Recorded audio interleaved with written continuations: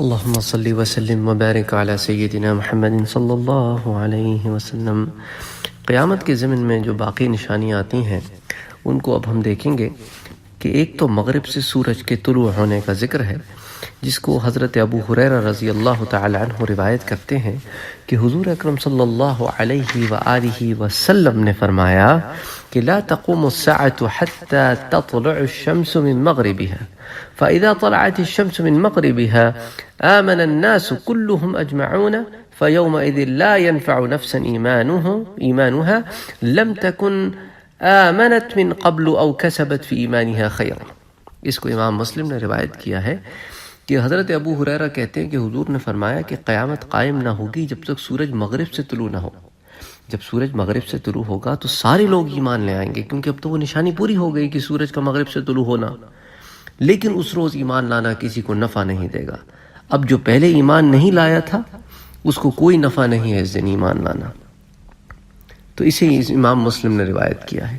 تو سورج روزانہ اللہ تعالیٰ سے اجازت طلب کرتا ہے کہ میں اب مغرب میں غروب ہوتا ہوں، اور پھر اس روز اللہ سبحانہ و تعالیٰ سورج کو مغرب میں غروب ہونے کی اجازت نہیں دے گا، اور اس کو حکم نہیں ہوگا کہ تو غروب ہو مغرب میں، تو پھر سورج کیا ہوگا کہ وہ مشرق کی طرف واپس پلٹ جائے گا۔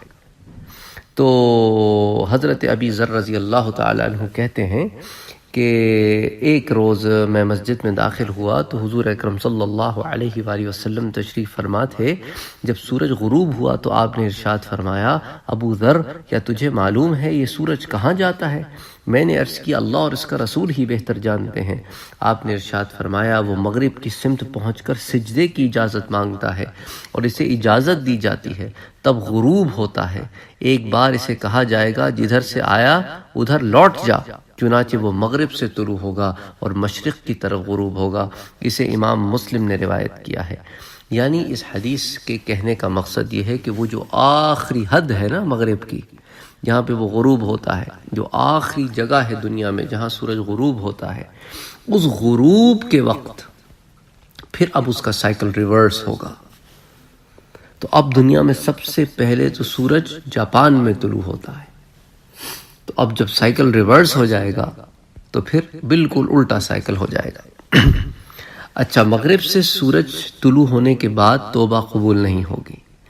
حضرت ابو موسیٰ الاشعری رضی اللہ تعالی عنہ سے روایت ہے کہ حضور اکرم صلی اللہ علیہ وآلہ وسلم نے فرمایا، اللہ تعالی رات کے وقت اپنا ہاتھ پھیلاتا ہے، شاید دن میں گناہ کرنے والا توبہ کر لے، اور دن کے وقت ہاتھ پھیلاتا ہے تاکہ رات میں گناہ کرنے والا توبہ کر لے۔ اللہ تعالیٰ ایسا کرتا رہتا ہے حتیٰ کہ سورج مغرب میں طلوع ہو جائے، اس کے بعد توبہ کا دروازہ بند ہو جائے گا۔ اسے امام مسلم نے روایت کیا ہے۔